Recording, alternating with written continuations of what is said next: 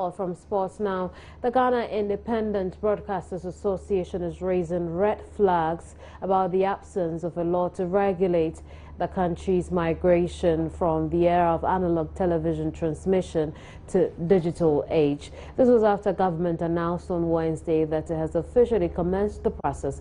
Giba, however, says the absence of any specific regulation is disturbing. Kwachi Afrɛ Nneɛma has more.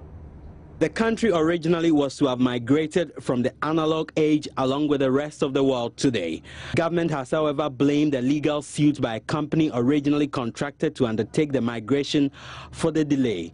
Announcing plans by government to officially commence the program, Deputy Communications Minister Ato Sarpong said the initiative will be rolled out in 3 phases. So we have structured the country into 3 phases or into 3 zones. The first zone is Greater Accra region and Ashanti region. The expectation and the deliverable as signed with the vendor is that the phase 1 roll-up will be completed by October of 2015.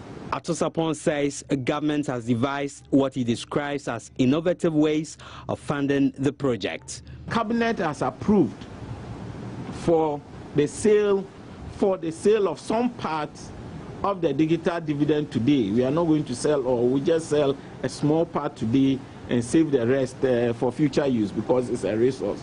So we'll sell a small part of that spectrum today, and the proceeds that will be received is what will be used to finance our digital rollout.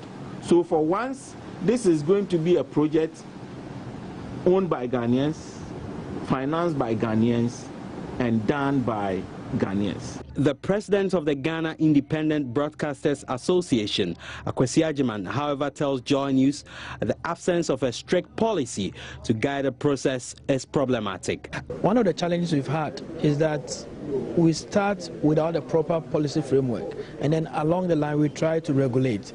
In that case, it creates a lot of anxiety because people make investments and then all of a sudden you want to make changes.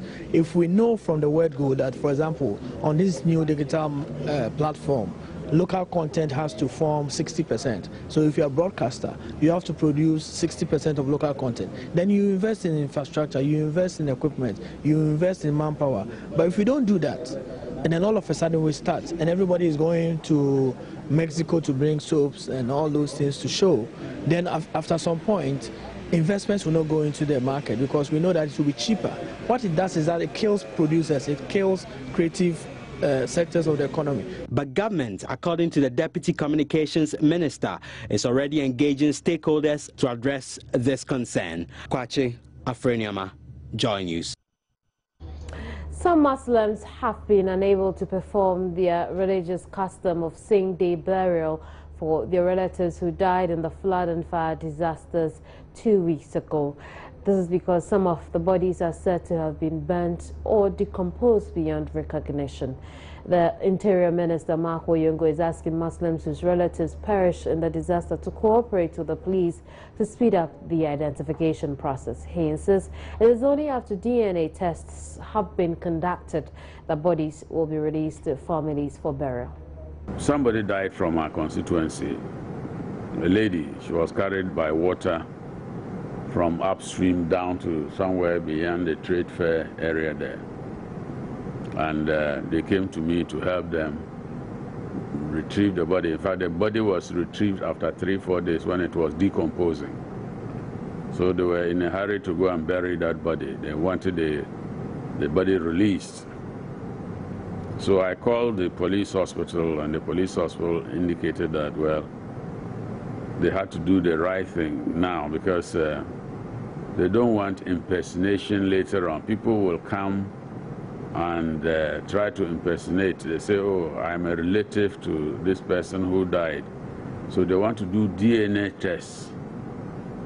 So they advised me to go to the police headquarters, to tell the people to go to the police headquarters.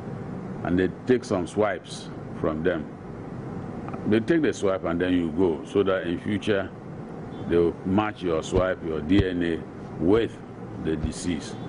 So that one, nobody can come and impersonate or try to cheat. And that is why we are doing this painstakingly. But I know the Muslim tradition, when somebody dies, they want to bury as soon as possible. What I would suggest is that they should just work with the police. The police will take the swipe, and then after that, they will release the bodies to them. And that shouldn't take a long time. Well, it's time for me to run out of here already. But when you join us again on News Today sometime at midday, I'll tell you what we could do to fix the consistent leakage of examination papers during national exams. I'll also tell you why President John Dramani Mahama is in the Ashanti region. I'll see you a little later from now. My name is Kimini Nyamani Yamana. Bye-bye for now.